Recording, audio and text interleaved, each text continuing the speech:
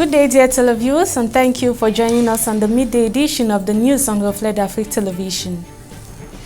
We begin with the information about the head of state, that's Cameroon head of state, President Paul Biya, who has ordered the suspension of the controversial 33% tax on phones and tablets announced by the Ministers of Post and Telecommunication and the Minister of Finance last month. The order is contained in a correspondence addressed to the Prime Minister, Head of Government, that's Chief Dr. Joseph Dion-Gute, by the Minister of State, Secretary General of the Presidency of the Republic, Ferdinand Gongo, dated this Monday, October 19th.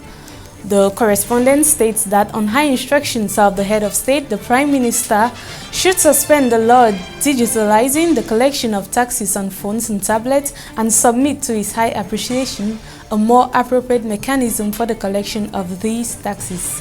Last month, the Minister of Post and Telecommunications and Finance jointly signed a communique announcing the enforcement of the law that has to do with the digitalization of the collection of custom duties on phones and tablets to avoid fraud.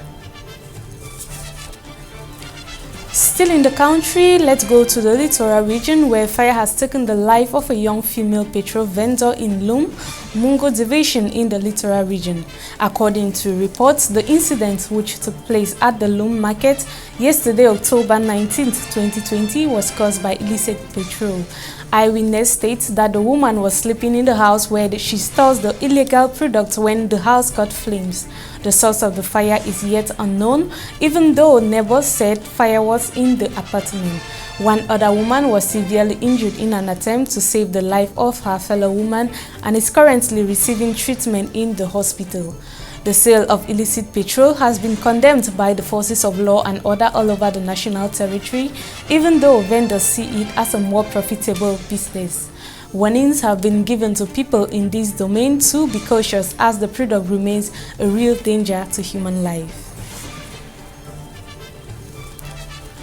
Onto the international page, Egypt takes charges as focus shifts to Cairo. Egypt's move to within touching distance of reaching the African Champions League final for the third term in 4 years, producing an impressive display to beat Wydad Casablanca 2-0 at the home in the semi-finals first leg on Saturday. Mohamed Afshar capitalized on the error by Yaya Jabrin to the visitors in front early in the first half of Ali Malou slotted home a penalty in the 63rd minute. The second leg encounter will take place this Friday in Cairo. New manager Pitso Mosiman is looking to claim his second CAF Champions League crown after one with South Africa Mamelodi Sundowns in 2016. It is noted that Wydad last lifted the Champions League in 2017. In the other semi-final encounter, Zamalek inflicted the second home defeat on Raja Casablanca at home soil in 23 matches with a 1-0 win in the first leg semi-finals in the CAF Champions League. Akrab Banchiki scored the long goal at Complex 5 Mohammed in Morocco to hand the Egyptian side an advantage heading into the second leg. In Guinea opposition leader announces victory in the first round. The candidate of the National Alliance for Democratic Change, that's ANAD, Cellou Dalein Diallo, had claimed victory after the first round of the presidential election held on Sunday, October 18, 2020. Despite several anomalies that marred the smooth running of the October 18 elections and in view of results that came out of the polls, I came out victorious in this presidential election. The president of the Union of Democratic Forces, UFDG, surrounded by overheated supporters, told reporters at his headquarters in Conakry. I invite all my compatriot lovers of peace and justice to remain vigilant and get mobilized to defend this victory for democracy, he added. Cellou Dalein Diallo thus distanced himself from the warnings of the government, which said only the Independent National Electoral Commission, that's CENI, has the right to announce the provisional result of the polls. Still out of the country, ECOWAS Ivorian opposition leader told to rethink pool boycott, a ministerial mission of preventive diplomacy by the Economic Community of West African States, that's ECOWAS, on Monday called on Ivorian opposition leader Henry Kouan Bedi and Pascal Affi N'Guessan in Abidjan to rethink their planned boycott of the presidential election slated for October 31st. Both politicians were poised to run for the president against incumbent Alassane Ouattara. In addition, the mission told Bedi and Affi, as well as their political parties, to make considerable efforts to an agreement on the election.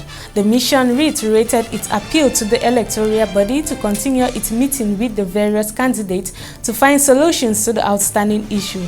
It urged the authority to invite the security forces to remain neutral and professional in the exercise of their functions, urging the candidates and their supporters to avoid inflammatory remarks and hate speech. The mission also strongly condemned the recent acts of violence in the country and called on all parties to exercise maximum restraint. During this preventive diplomacy in Côte d'Ivoire, the ECOWAS ministerial delegation discussed successively from October 17 to 19, 2020 with outgoing President Alassane Ouattara, Prime Minister Ahmed Bakayoko, former President Henry Kouan Bedi, ex-PM Affi N'Guessan, and Minister Kwadio Kone Betin alias KKB, as well as the informal group of ambassadors accredited to the country. Ladies and gentlemen, this is the package we gathered for this edition of the news. Thanks once again for your kind attention. Another edition of the news comes up at 7 p.m.